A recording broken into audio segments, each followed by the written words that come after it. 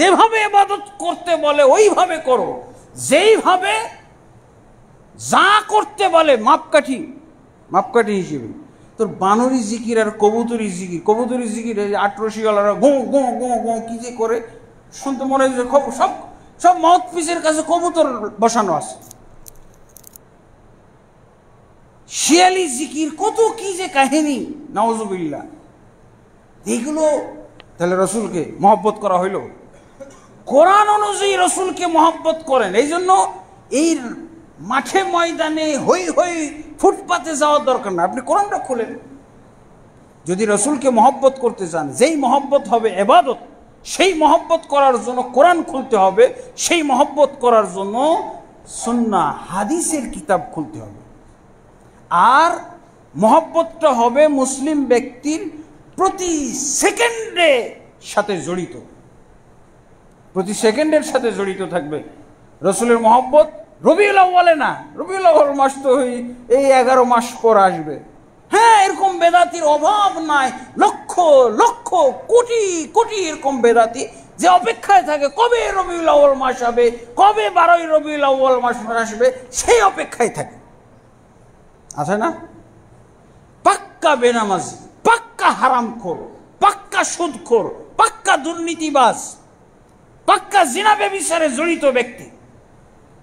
এই যে ইদানিং কিছু মাজার ভাঙ্গা হচ্ছে, তো মাজার ভাঙ্গা হচ্ছে না?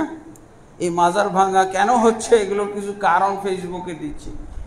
অমুক মাজারে দেখি মহিলা নিয়ে আমোদ ফুর্তি। কিরে ভাই, এটা মাজার না পতিতালয়? মহিলা দিয়ে নাচানাচি জড়াজড়ি করা, এটা কি মাজার নাকি? এটা কি পবিত্র জায়গা হইতে পারে? এগুলো তো হলো পতিতালয়ের কারবার। সব পতিতালয়ের কিছু কিছু নমুনা ফুটেজ মনে হচ্ছে মাজারে দেখা যাচ্ছে। ইন্না লিল্লাহি ওয়া ইন্না ইলাইহি। ভেঙে ফেলা হচ্ছে, ভালো, ভেঙে ফেলা ভালো। মাজার মন্দির আল্লাহ রসুল ভেঙে ফেলেছেন, কিন্তু পরিবেশটা আগে ঠিক করতে হবে। আল্লাহ রসুল সাল্লাল্লাহু আলাইহি ওয়াসাল্লাম যে মন্দির ভেঙে, মন্দির আর মাজার কিন্তু দুইটার মধ্যে কোনটা বেশি ভালো কোনটা খারাপ? মাজার বেশি খারাপ, মন্দিরের চাইতে বেশি খারাপ। মন্দির পাহারা দেওয়া যায়, কিন্তু মাজার পাহারা দেওয়া যায় না। মন্দির পাহারা দেয় কেন জানেন? মন্দির পাহারা দেয় যে ওই হিন্দুরাই মন্দির ভেঙে দিয়ে আর একটা ভালো মন্দির নেওয়ার জন্য ওরাই ভেঙে ফেলে। এই জন্য মুসলমানরা পাহারা দেয়, ছাত্ররা পাহারা দেয় যে দেখবো কারা ভাঙতে আসতেছে। ওরা তো পূজা করে না, পূজা করে তো হিন্দুরাই, পূজা করে তো বৌদ্ধরাই, কিন্তু মাজার ভাঙছে কেন? রাগে। এই বেটা, তুই যে মুসলমান, তুই এই মাজারের পূজা করিস কেন? তুই সেজদা দিস কেন? এখানে তুই এই কি বলে সব কুফরি কাজ করিস কেন? এখানে গাঞ্জা কেন খাইস? মাজার মানে তুমি গাঞ্জা খাওয়ার জায়গা বানাইছো, নিরাপদ জায়গায়। মাজার মানে তুমি এখানে এই কি বলে গাঞ্জা, ইয়াবা, বাবা, তারপরে নেশাজাত দ্রব্য, মাজারে কতগুলো বিশেষ যেগুলো লোক, এগুলো নাপাক, এগুলোর দুর্গন্ধযুক্ত লোক, এগুলোর দিকে তাকাইলেই বমি আসে। মাজারের যে লোকগুলো, এই লোকগুলোর দিকে তাকাইলেই বমি আসে। এগুলো কিভাবে, যেভাবে ময়লা সাফ করে ফেলা দরকার, যেভাবে আবর্জনা, এইভাবে এগুলোকেও সাফ করে ফেলা দরকার। তবে ইসলামী রাষ্ট্র হোক। অনেকে আবার মনে করে ফেলেছি স্বাধীনতা মানে হুজুর পার্টি মনে করতেছে মানে ইসলামী রাষ্ট্র হয়ে গেছে। এটা বোকার স্বর্গে বসবাস করা। কিসের ইসলামী রাষ্ট্র হয়েছে? এক জালেম শাসক বিতাড়িত হয়েছে, আর এক জালেম অপেক্ষা করতেছে, মাঝখানে আমরা বসবাস করতেছি। এক জালেম শাসক বিতাড়িত হয়েছে, এক সেট বিতাড়িত হয়েছে, আর এক সেট অপেক্ষা করতেছে যে আমরা কখন প্রতিশোধ নিব, আমরা কখন এরকম জুলুম করতে পাবো, আমরা কখন এরকম বিলিয়ন বিলিয়ন টাকা আমরা আত্মসাৎ করতে পারবো। হ্যাঁ, আমরা ক্ষুধার্ত, আমরা 15-16 বছর যাবৎ ক্ষুধার্ত। মাঝখানের এই গ্যাপের মধ্যে আছে কিসের বেটা ইসলামী রাষ্ট্র হয়েছে? ভুল ধারণা, কথাবার্তা, বোকার স্বর্গে বসবাস করা। এই মাজারওয়ালাগুলোকে হেদায়েত করতে হবে। তোমার যদি এত তোমার গরজ থাকে, মাজারকে এত ঘৃণা করো, মাজারকে এত অপছন্দ হয়? অবশ্যই অপছন্দ নয়। আমি তো বললাম মন্দিরের চেয়েও জঘন্য হলো মাজার। হিন্দুদের মন্দিরের চাইতেও জঘন্য হলো এই মাজারগুলো, যেখানে এই যে নাপাক লোকগুলো দেখা যায়। এই মাজারের বিশেষ লোক কারা? অলিয়া উলিয়াগুলো, এই ল্যাংটাগুলো, এই জটওয়ালারা। ঘৃণা আসে, দুর্গন্ধ ছড়ায়। এগুলো হলো সমাজের আবর্জনা, ইসলামে আবর্জনা। ইসলাম কি পছন্দ করে? পাক পবিত্রতা পছন্দ করে। আপনার শরীরের লোম গোপ 40 দিনের বেশি আপনার গায়ে থাকতে পারবে না, অবশ্যই কেটে ফেলতে হবে। ওরা কারা? এই মাজারে যারা থাকে ওরা কারা? এরা হলো আবর্জনা থেকে জন্ম নেওয়া এক শ্রেণীর লোক, যাদের গায়ে আবর্জনা লেগে আছে, যারা প্রতিগন্ধময়, যাদের কাছেও যেতে ঘৃণা লাগে, তাকাই তো ঘৃণা লাগে, মনে হয় যে চোখটাই নাপাক হয়ে যাবে। এই মাজারে ভালো বলে কিচ্ছু নাই। কিছু কিছু হুজুর বলছে ভালো আছে, পূজা হচ্ছে না, মাজার পূজা বলা যাবে না, জিয়ারত। বেটা জিয়ারত নাকি? জিয়ারত হচ্ছে সাহাবীদের কবর। দেখাই মক্কা মদিনায় জিয়ারত কাকে বলে? তোর যদুমুদুম পীরকে তুমি বাধাই করে দিয়ে সুরম্য অট্টালিকা তৈরি করে মনোরম একটা বিল্ডিং এর উপরে বসাই নিছো, দিয়ে এখন পূজা করা শুরু করেছো, আর বলছো মাজার মানে জিয়ারত করা। কিসের জিয়ারত? জিয়ারত কাকে বলা হয় তুমি দেখে এসো। সাহাবীদের কবর জিয়ারত হচ্ছে। বাকি কবরস্থানে 10,000 সাহাবীকে কবর দেওয়া, 12,000 সাহাবী কবর দেওয়া আছে। দেখ বেটা যে কিভাবে জিয়ারত হয়। মাজার ভেঙে ফেলা, একেবারে মাটির সাথে মিশিয়ে ফেলা, এটা হলো রসুলের মহব্বতের নিদর্শন।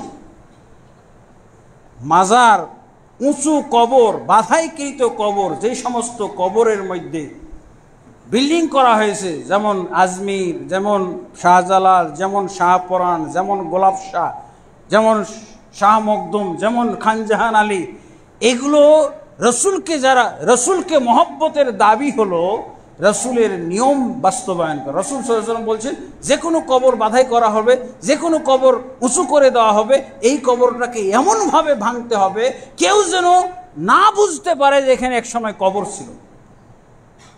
আর এমনি উঁচু করার নিয়ম আছে, আধা হাত উঁচু রাখতে পারেন, কিন্তু যেই কবরগুলো বাঁধাই করে দেওয়া হয়েছে, যেই কবরের ওপরে মাজার করা হয়েছে, এগুলোর ব্যাপারে আল্লাহ রসুলের নির্দেশ হলো এগুলোকে এমনভাবে ভাঙতে হবে যাতে কেউ বুঝতেও না পারে যে এখানে শাহজালালের মাজার ছিল এক সময়, এখানে শাহপরাণের মাজার ছিল, এটা যেন কেউ টেরও না পায়, এখানে গোলাপ শাহর একটা মাজার ছিল, কেউ যেন বুঝতেও না পারে।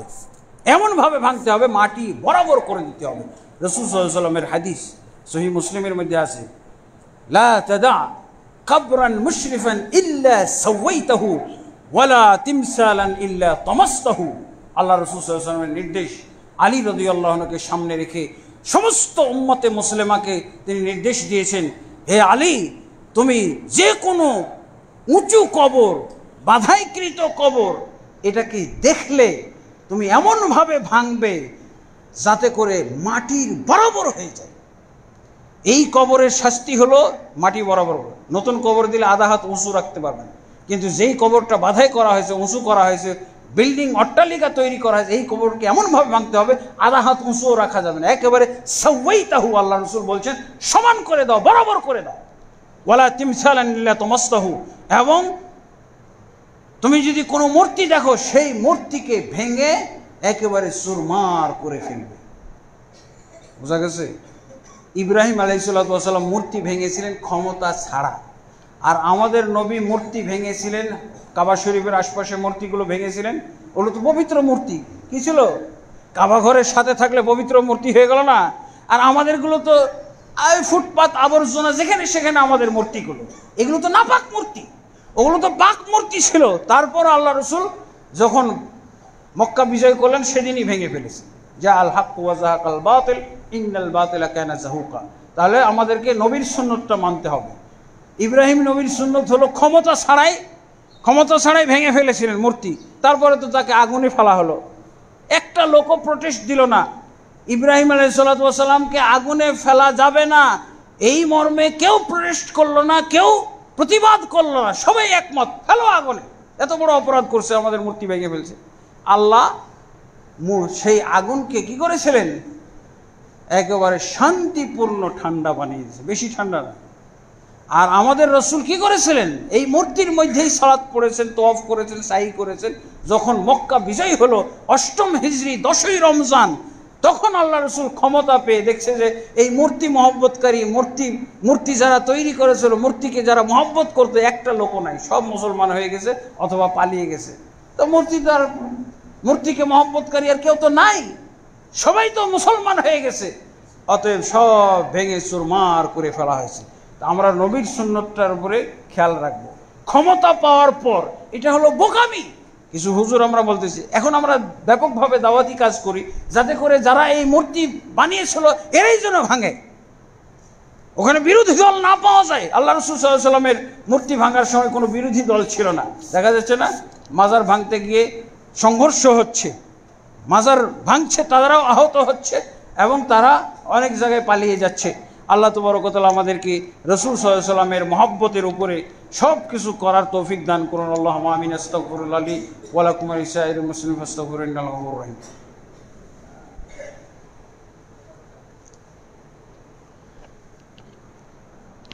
আলহামদুলিল্লাহি রাব্বিল আলামিন ওয়াসসালাতু ওয়াসসালামু আলা আশরাফিল আমবিয়া ওয়াল মুরসালিন নবিয়িনা মুহাম্মাদিন ওয়া আলা আলিহি ওয়া সাহবিহি আজমাইন। আম্মা বা'দ।